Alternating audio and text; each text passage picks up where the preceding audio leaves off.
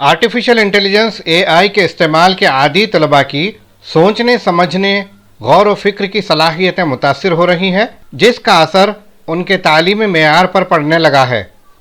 इम्तहानात बिलखुसूस मुसाबकती इम्तहान की तैयारी के लिए गलत तरीक़ेकार अपनाकर अक्सर तलबा मुश्किल पर्चा हल करने में नाकाम साबित हो रहे हैं, जबकि होना तो ये चाहिए था कि सही रहनुमाई के ज़रिए तलबा मुश्किल हालात में भी हर किस्म के इम्तहानी पर्चे हल करने के काबिल रहें। इन ख्यालात का इजहार नीट कोचिंग के एक्सपर्ट व director scientific minds Syed Saadat ने मीडिया प्लस ऑडिटोरियम में मीडिया के नुमाइंदों से बातचीत करते हुए किया। सैयद सआदत ने बताया कि हाल ही में मुनक्किदा नीट 2025 इम्तिहान में फिजिक्स का जो पर्चा दिया गया था वह मेडिकल एंट्रेंस तारीख का सबसे मुश्किल तरीन पर्चा था। तलबा के अलावा लेक्चरर्स को भी इस पर्चे को समझने में दुश्वारी हुई है। इस मरतबा फिजिक्स का पर्चा नाकाबिल हल था। मुमकिन है मुस्तकबिल में दूसरे मज़ामीन के पर्चे भी मुश्किल तरीन और नाकाबिल हल दिए जाएंगे।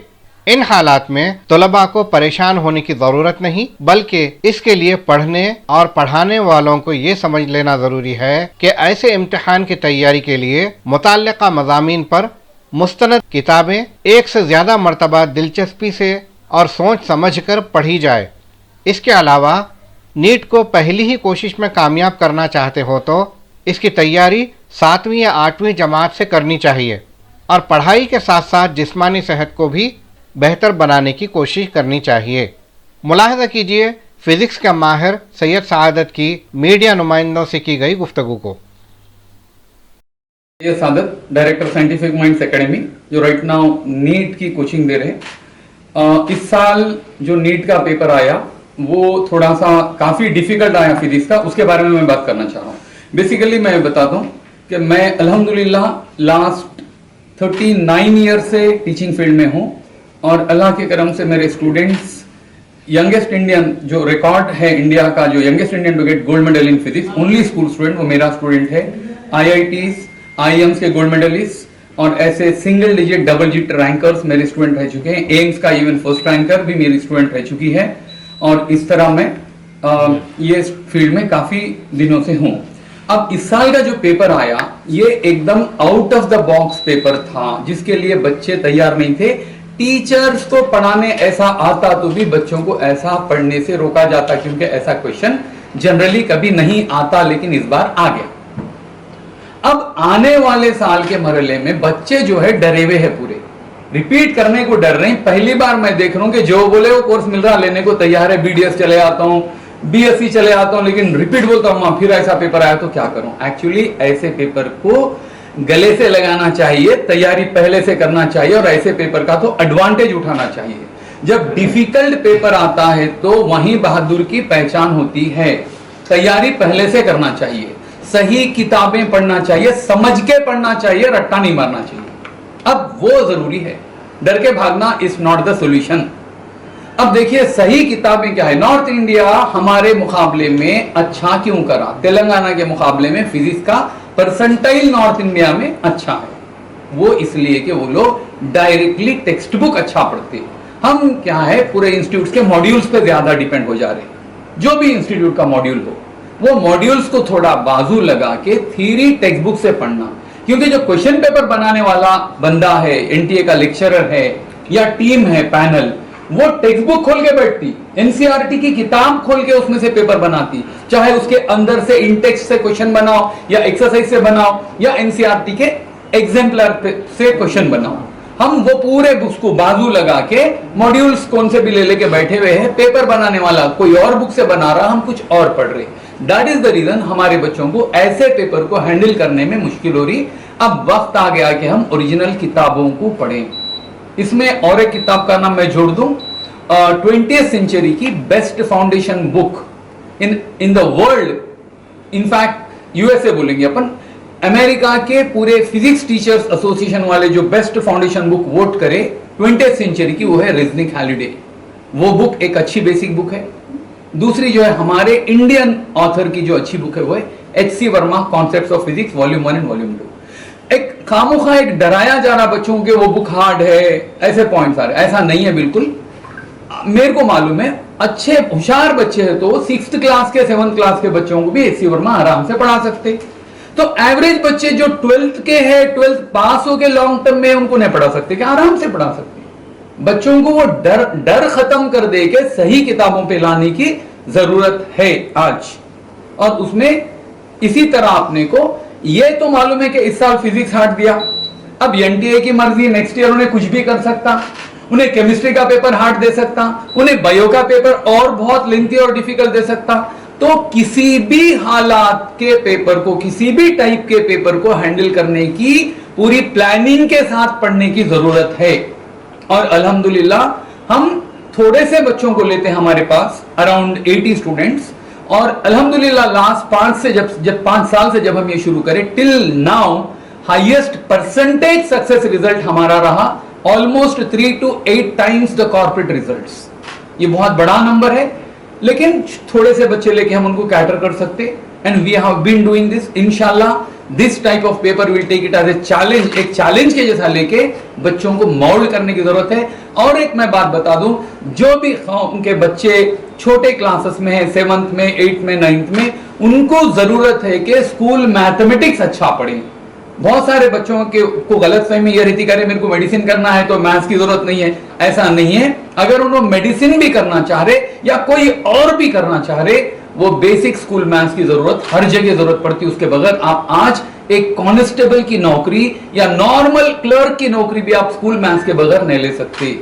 तो स्कूल मैथ्स को अच्छा पढ़ेंगे अगर बच्चे, तो आके ये बाद में जो मरहले है उसको, बच्चों में problem solving skill, critical thinking skill, ये दो चीजों की फुकदान है, कमी है। सोच नहीं सक रहे बच्चे, खाली बाय हार्ट कर ले रहे। बच्चे जो है फिजिक्स के हाफिज बन जा रही। अपने को फिजिक्स के आलिमों की जरूरत है, समझ के पढ़ने वालों की जरूरत है। ये चीज मैं छोटे छोटे भाई बहन जो भी स्कूल के भी जो डायरेक्टर्स है, इंचार्ज है, उनसे भी मैं अदबन गुजारिश कर रहा हूं कि आप लोग बहुत खिदमत कर रहे हैं कौम के, लेकिन वो बच्चों को जरा सोचने की सलाहियत पे एक हफ्ते में एक पीरियड देके उसको पजल्स, थिंकिंग स्किल्स, 1-2 घंटे लाइब्रेरी टाइम देके, किताबें लेके बिठा दो, सेलफोन बाजू लगा के। प्रॉब्लम क्या हो रहा, बच्चा ये सेलफोन लेके बैठा तो क्वेश्चन जरा भी नहीं आते, एआई को मार रहा, तो फिर बच्चा कहां सोच रहा, उन्हें रेडीमेड आंसर दे रहा, खुद से सोचने की सलाहियत कमजोर हो जा रही बच्चों की। और आजकल कुछ किताबें जो ऐसे आ रहे, एससी वर्मा की किताब नहीं है इसलिए मैं रिकमेंड कर रहा हूं, कुछ किताबें जो आ रहे PYQs ले लो या कौन सी भी बुक आजकल बच्चे पढ़ रहे, तो उसमें रेडीमेड पूरे सॉल्यूशंस है। तो बच्चा जैसा क्वेश्चन ट्राई कर रहा, नहीं आता पीछे पलटा के देख ले रहा, वो सबसे गलत किताब है, क्योंकि वो बच्चे को डिपेंडेंट बना रही। एग्जाम में उन्हें पीछे देख के नहीं कर सकता, बगैर देखे के करने की प्रैक्टिस होना। सॉल्यूशन के लिए एक बुक अलग है, कोई भी अच्छे मॉड्यूल पढ़ ले सकते आप, लेकिन टेक्स्ट बुक जब आप करने बैठे तो रेडीमेड सॉल्यूशन वाली बुक नहीं पढ़ना है। अपने को अपने से सोच के ट्राई करके स्ट्रगल करके, आज नहीं आया क्वेश्चन 3 दिन बात करिए, 2 मिनट में नहीं आ रहा 10 मिनट लगाइए, आप स्लो ग्रो होंगे लेकिन बाद में बहुत तेज हो जाते। दिस इज रिक्वायर्ड, मैं ये बात कहना चाह रहा था। जज़ाकल्लाह। तो आपकी कोचिंग रेशनिक हॉलीडे के बेसिस पे है? वो भी पढ़ने देते हैं हम बच्चों को। इनफैक्ट शुरू के जो 5-6 चैप्टर्स है, फिजिक्स की हद तक बोल रहा हूं मैं, इसी तरह हर सब्जेक्ट का ऐसा एक प्लान रहता। ये शुरू के 5 चैप्टर्स अगर कोई बच्चा फिजिक्स नहीं पढ़ा तो उसको पूरी फिजिक्स नहीं आती, कौन सी भी नहीं आती, पूरी फिजिक्स वीक रहता उन्हें। तो वो शुरू के जो बैकबोन ऑफ फिजिक्स बोलते, मैं बच्चों को बोलता हूं तो बच्चों को मालूम रहता, वो बैकबोन जिस एनिमल्स को रहती है उसको वर्टिब्रेट्स बोलते। तो मैं बोलता हूं फिजिक्स की बैकबोन वो 5 चैप्टर से शुरू के। अगर किसी को वो 5 चैप्टर नहीं आते तो उन्हें वर्टिब्रेट्स में नहीं आता, खड़े नहीं सकती फिजिक्स बोलता हूं। बैकबोन निकाल दिए तो खड़े कहां सकता इंसान।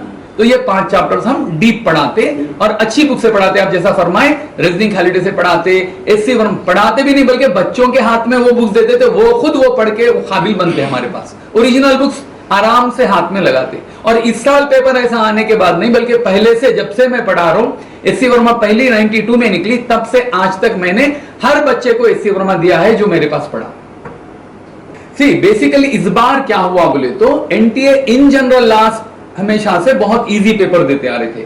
अब तक नीट की तारीख में, मेडिकल एंट्रेंस की तारीख में इंडिया का पहला ऐसा पेपर था डिफिकल्ट फिजिक्स का, तारीख में।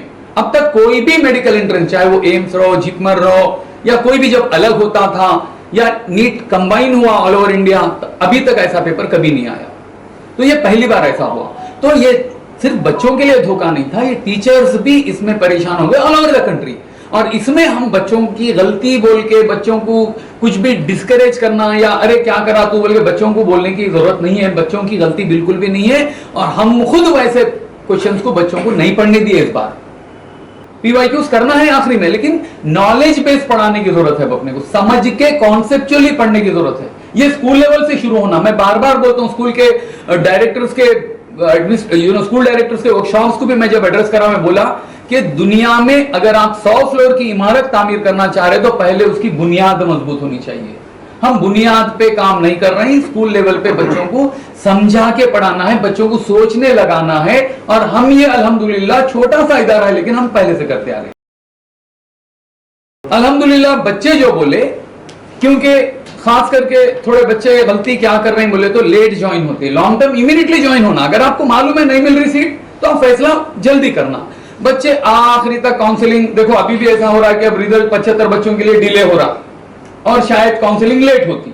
वो खत्म होने के बाद अक्टूबर नवंबर में आके 4 महीने में दुनिया बदलो बोले तो ऐसा नहीं होता, हमको भी वक्त लगता। फिर भी हम कोशिश करें, बच्चे भी करें और बच्चे ये बात बोले कि सर कम से कम वक्त में हम जिंदगी में 2-2, 3-3 साल दूसरे जगह हम जब पढ़े तो हम फिजिक्स के पेपर को देख के छोड़ देते थे, खाली बायोकेम करके आ जाते थे। पहली बार हम फिजिक्स के पेपर को करने की सलाहियत आई हमें और डिफिकल्ट पेपर को भी हम लेके करने के काबिल बने और 100+ ला रहे थे। बट वो डिफिकल्ट पेपर भी इस तरह की नौयत का एक्सपेक्ट नहीं करे थे। बट अल्हम्दुलिल्लाह इसके बावजूद भी हमारे को रीजनेबल गुड रिजल्ट आ रहा, 30% अबव बच्चे हमारे सेलेक्ट हो रहे हैं ऐसे पेपर के बावजूद। अब ज्वाइन हुए तो नीट तक देना पड़ता हो, बच्चों को आखिरी वक्त तक साथ रहना पड़ता हो, क्योंकि लास्ट डेज में बच्चे थोड़ा स्ट्रेस में रहते ना, तो उनकी प्लानिंग अपने आप छोड़ दिए तो वो सही नहीं आती। क्योंकि जो भी इंसान स्ट्रेस में रहता खुद सही प्लानिंग नहीं कर सकता, तो प्लानिंग के लिए तो भी आखिरी दिनों में उनके बाजू बैठे हुए रहना पड़ता, पूरी प्लान करके देना, उनको रिवीजन सिस्टम बना के देना, उनको एग्जाम्स प्रॉपरली टाइम पे कंडक्ट करना और उसका रिव्यू, उसके लिए बच्चों को पीछे एंड तक रहना पड़ता। वीकली कितने क्लासेस रहते हैं और क्या ड्यूरेशन का रहता है? एवरीडे रहते, फुल डे रहता। मॉर्निंग 10 o'clock टू इवनिंग 8:30 रहता। बीच में काफी उनको ब्रेक देते, नमाज ब्रेक देते, लंच ब्रेक देते और एवरी 2 घंटे पढ़ने के बाद 5 मिनट वॉक करने का ऑफिशियल इंस्ट्रक्शन है हमारी तरफ। मेरे पास जूनियर कॉलेज नहीं है तो मेरे पास खाली लॉन्ग टर्म कोचिंग है। तो मेरे पास जो बच्चा आता वो इंटर कंप्लीट करके सीट नहीं आई तो मेरे पास आता, उसको एग्जाम लिखने के बाद नहीं आई तो लॉन्ग टर्म कोचिंग है, तो ये 1 ईयर कोर्स होता।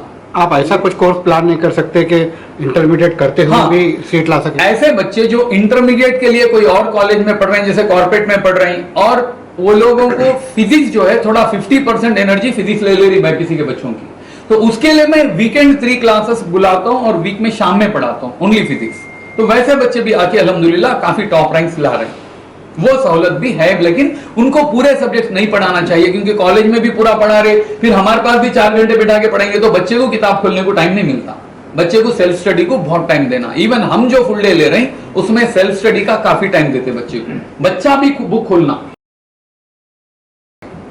Full day coaching long term coaching से अलग नहीं है। हाँ। मगर लॉन्ग टर्म कोचिंग 2 घंटे की भी होती, दिन भर की भी होती। हाँ। तो आप जैसा बताया कि बाद में शुरू हुआ, मगर उससे पहले भी था असद साहब, सुब्रमण्यम साहब। हाँ नहीं, उसको अपन असद साहब, सुब्रमण्यम साहब के पुराने जमाने की जो बात करें, उस दौर में कॉलेजेस वाले कॉम्पिटिटिव कोचिंग नहीं देते थे, खाली कॉलेज का पढ़ाते थे। राइट। नीट की मेडिकल एंट्रेंस कोचिंग के लिए अलग से पढ़ते थे बच्चे। हाँ, मगर लॉन्ग टर्म की जब, हाँ, लेकिन वो अलग से होती थी। अब कॉलेजेस इंटीग्रेटेड दे रहे हैं, दोनों एक जगह हो रहा। लेकिन लॉन्ग टर्म भी तब भी लिखते थे बच्चे, बट कम ट्रेंड था वो। क्रैश कोर्स में 1-1.5 महीना पढ़ लियो सीट आ जाती थी, क्योंकि कंपटीशन उतना नहीं था।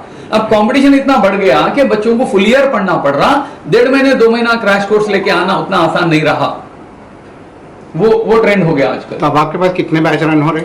एक ही बैच रन करते हैं हम लॉन्ग टर्म की। बहुत छोटा इंस्टीट्यूट है, मैक्सिमम 80 स्ट्रेंथ लेते हैं, लेकिन एक बच्चे को पर्सनली फोकस कर सकते हैं, वो एडवांटेज है। नाम से जानते हैं हम एक बच्चे को। तो अब ये प्रोग्राम देख के लोग अगर ज्यादा से ज्यादा आपकी तरफ मायल होंगे तो आप क्या उसके लिए इंतजाम? हम कम से कम हमारे को जितने लेना है उतने ही ले सकते हैं हम। बाकी बच्चों को कम से कम फ्री में हम गाइडेंस सिस्टम दे सकते हैं, प्लानिंग, गाइडेंस, वो मशवरे दे के बेटे ये करो ये नहीं करो, वो मशवरे हम उसके लिए we are not going to charge. और इंशाल्लाह विद इन फ्यू मंथ्स इंशाल्लाह we are trying to give a online free coaching for 8th grade foundation, वो हम स्किल सेट बच्चों का बढ़ाना चाह रहे हैं। उसमें ऑल ओवर द कंट्री हम फ्री देना चाह रहे हैं ताकि बच्चों को आगे ये परेशानियों का सामना न करना पड़े। जब वो 12th करें तो उनको ऐसे पेपर को भी आराम से खेलते कूदते मजाक में बगैर स्ट्रेस लिए के पूरी नींद लेते हुए घर के खानदान के अफराद के साथ वक्त बिताते हुए खेल कूद करते हुए भी टॉप रैंक ला सकना, वैसा सिस्टम इंशाल्लाह हम देने की कोशिश करना। अब आपके पास फिजिक्स पढ़ेंगे कोई जी, तो दीगर मज़ामीन के लिए फिर उनको जद्दोजहद करना पड़ेगा? नहीं, लॉन्ग टर्म तो पूरे सब्जेक्ट्स के लिए है। आपकी पूरे सब्जेक्ट्स ऑल सब्जेक्ट्स कौन पढ़ा रहे हैं? बायोलॉजी और दूसरे टीचर्स हैं, वो जो है जनरली केमिस्ट्री के भी जो टीचर हैं काफी एक्सपीरियंस्ड हैं। He was in fact is the top teacher, he taught already IIT advance की भी टीचिंग वो कर सकते। इनफैक्ट मेरे भाई की लड़की लास्ट ईयर जो मीडिया में आप लोग फोटो देखे थे, वो मेरे भाई की लड़की है छोटे, वो आईआईटी में अकेली वाहिद मुस्लिम लड़की लाई और उसको भी हमारे सरीश पढ़ाए। तो उन्होंने खाली नीट लेवल के नहीं है, आईआईटी एडवांस के लेवल के भी पढ़ाते, वो लेवल के टीचर्स हम मेंटेन करते। आपकी कोचिंग की फीस क्या है? फीस नॉर्मली जैसे दूसरे कॉर्पोरेट्स की फीस रहती ऑलमोस्ट वैसी रहती है हमारे पास, लेकिन फैसिलिटीज काफी ज्यादा रहते। एक सिंपल चीज ये है कि दूसरे इंस्टीट्यूट के बच्चे जैसे मेरे पास कम से कम फिजिक्स के लिए शाम में आते, तकरीबन पूरे इदारों के आते, मेरे इदारे के बच्चे को कहीं और ट्यूशन जाने की जरूरत नहीं पड़ती। हम we will take care personally everything, कोई भी सब्जेक्ट के लिए जाने की जरूरत नहीं पड़ती। तो क्या बेसिस पे दाखिला देते हैं? जनरली दाखिला तो रीजनेबल, मतलब मिसाल के तौर पर हम जिससे बच्चे शुरू में आए वैसे ले लेते, जो मार्क्स अच्छे ला के आ रहे उसको उसके बेस पे डिस्काउंट रहता और उस बेस पे डिस्काउंट भी रहता बच्चों, बाकी और कोई नहीं है। नॉर्मल बच्चे लेते हैं, एवरेज बच्चे भी लेते हैं उसमें कुछ टेस्ट वगैरह? हाँ, ऑलमोस्ट वैसे समझिए आप, वैसे समझिए, टेस्ट लेके तो नहीं ले रहे अभी। क्योंकि डिमांड अगर बढ़ गई तो आपको कुछ नहीं, वो कर सकते बिल्कुल, जब डिमांड बढ़ गई तो टेस्ट लेके लेना पड़ेगा। लेकिन जी आपके बच्चे जो कुछ टॉपर जो रहे जी, जो बड़े पोजीशन में, नाम बोलिए। विघ्नेश जो है अभी आप गूगल करके देख सकते हैं, ही is right now working for research in US defence. उन्हें इंडिया का रिकॉर्ड लिया था, यंगेस्ट बच्चा जो स्कूल का बच्चा पहली बार इंडिया लेवल का 11-12 के बच्चों को बीट करके 15 साल का बच्चा गोल्ड मेडल लिया था, 3 कॉन्जिक्यूटिव गोल्ड मेडल्स। ऐसे तकरीबन गिना सकते। कई स्टूडेंट्स मेरे एमआईटी में, असरा एमआईटी से करी, ओल्ड सिटी की लड़की, और एमआईटी से पीजी करी, और स्टैनफोर्ड से अयान भट्टाचार्य स्टैनफोर्ड से किया। मेरा एक student right now Ivy League university में प्रोफेसर है, IIT IIM, and now he is a professor in Ivy League university in US. और मेरा 2003 का 49th ranker IIT now Zeeshan Hidayat Ansari, he is right now data scientist at Amazon, doctor Hidayat Ansari, and many such students. In fact Atif 44th rank IIT all India open category. हाँ बोलता हूँ, तो Atif IIT 44th rank open category. He is a Mensa member High IQ group and he has even worked for High IQ group cell phone की company जो Israel में, उसके लिए 4 साल काम किया वो, and he is a very high IQ group person. मेरा स्टूडेंट है वो। और ये हाशमी फैमिली के तकरीबन 15 स्टूडेंट्स मेरे पास पढ़ के मेडिसिन किए, उसमें कम से कम 6-7 उस्मानिया गांधी से करे, और जो भी है अभी जो IPS ऑफिसर हैं उन्होंने मुस्तफ़ा हाशमी, उनके भाई जो है मुर्तज़ा हाशमी, उनके बहन असना हाशमी, उनके छोटे भाई मोहम्मद हाशमी, और उनके कजिन्स और उनके और भी जो जूनियर्स हैं वो परसों रिसेंटली आप क्विज में जो केबीसी में हुसैन जो आए थे, वो इंडिया के 5 नेशनल लेवल के क्विजेस ऑलरेडी प्राइज मार चुके। वो स्टूडेंट मेरा 21 बैच का स्टूडेंट है। वो इवन दो चैतन्य के स्टूडेंट थे, लेकिन मेरे पास फर्स्ट ईयर से 10th पास हुए जब से मेरे पास फिजिक्स के लिए आते थे। उनके छोटे भाई जो लास्ट ईयर 700 मार्क्स लाए, और एक उनका छोटा भाई प्रेजेंटली मेरे पास है। तो ऐसे बहुत से स्टूडेंट्स हैं, 100 स्टूडेंट्स से पूर्व के नाम अब लेते बैठते हैं। मेडिकल फील्ड के कोई एग्जांपल नहीं मिले? मेडिकल के बोल रहा हूँ, ये हुसैन वगैरह ये जो बोल रहा हूँ पूरे मेडिकल के, ये मुस्तफ़ा हाशमी, ये सब मुर्तज़ा हाशमी, असना हाशमी, ये खाली एक फैमिली के बोल रहा हूँ, बहुत से है। मन्नान जो है, नवीद मन्नान, ये सारे बच्चे उस्मानिया से जो करें, इवन लाइक नूरैन नफीस बोल के एक स्टूडेंट है, वो स्टूडेंट भी उस्मानिया से कंप्लीट करी, और बहुत से ऐसे स्टूडेंट्स हैं जो उस्मानिया से करे। मैं मेरी like irrespective of religion, in fact अभी बहुत से स्टूडेंट मेरी 2016 की 2nd रैंकर स्टेट की, 2016 का 6th रैंकर कंटेश्वर, हारिका, अभी वो लोग यूएस में अपनी आगे की पढ़ाई में मशगूल हैं। ऑलमोस्ट मेरा 2011 का 9th रैंकर, अभी कार्डियोलॉजी में उनका डीएम कंप्लीट हुआ। कम से कम इस साल मेरे 5 स्टूडेंट्स डीएम कंप्लीट कर रहे हैं। और मेरा पुराना student doctor Adil, is a super specialist from AIIMS Delhi, Osmania, then PGI Chandigarh, then AIIMS Delhi. तो ये बहुत से अचीवमेंट्स ऐसे बच्चों के, पूरे गिनाते बैठना यहाँ पे पॉसिबल नहीं है, जो भी जहन में आ रहा बोल दे रहा हूँ। कितने साल से पढ़ा रहे हो? मैं ऑलमोस्ट 39 ईयर से ये फील्ड में हूँ, जब से मैं इंजीनियरिंग फर्स्ट ईयर में था तब से पढ़ा रहा हूँ। माशाल्लाह। ये सिर्फ पढ़ाना नहीं है, बच्चों को देख के उनको समझ के गाइड करना रहता है। नीट फर्स्ट अटेम्प्ट में क्रैक करने के लिए स्टूडेंट्स को क्या मशवरा है आपका? नीट फर्स्ट अटेम्प्ट में क्रैक करने के लिए बच्चों को स्कूल इंटरमीडिएट से भी, अगर आप स्कूल की फाउंडेशन भी स्ट्रांग नहीं है तो आप 11th क्लास से समझ के पढ़ने को तवज्जो देना है, खाली बाय हार्ट नहीं करना है। और एक बात, कई किताबों पे बच्चे बुक दिखते खरीद लेते, बुक दिखते खरीद लेते, ये आदत से भी बचना चाहिए। एक किताब को 5 मरतबा पढ़ना ज्यादा बेहतर है बनिस्बत इसके के 5 किताबों को 1 मरतबा पढ़ना। जो पढ़ रही उसमें पुख्तगी की जरूरत है, ये बहुत जरूरी है। ये गलती बहुत बच्चे कर रहे हैं। जो कोई भी एक बच्चा किताब लिया, अपन भी खरीद लेते, वो ज्यादा किताबें हो जाते, पढ़ते एक भी पूरी नहीं। तो एक किताब को सही तरीके से पढ़िए, उसको रिवीजन टाइम पर करिए, ये जरूरी है। और क्या आदतें होना चाहिए? बच्चों में जो आदतों की आज जरूरत है वो ये है कि बच्चों को सेल फोन को कम से कम इस्तेमाल करना है। ये बहुत बड़ा दुश्मन बना हुआ है हमारे बच्चों के रैंक का। It is becoming a distraction. बच्चे ये सोच के जा रहे, सही नीयत से जा रहे, पढ़ने की नीयत से फोन ले रहे, लेकिन वहां एक रील पे चले गए तो खत्म। वो दिमाग में 2 मिनट की रील 2 घंटे खराब कर देती। तो ये बच्चों को सेल फोन से बचना चाहिए और बच्चों को डिसिप्लिन पे आना चाहिए। Madina schools, best academic faculty, बेहतरीन डिसिप्लिन, जहां तालीम भी और तरबियत भी। 43 साल से लगातार 100% फर्स्ट क्लास और डिस्टिंक्शन रिजल्ट्स का बेमिसाल रिकॉर्ड। खेल कूद में भी गैर मामूली कारनामा।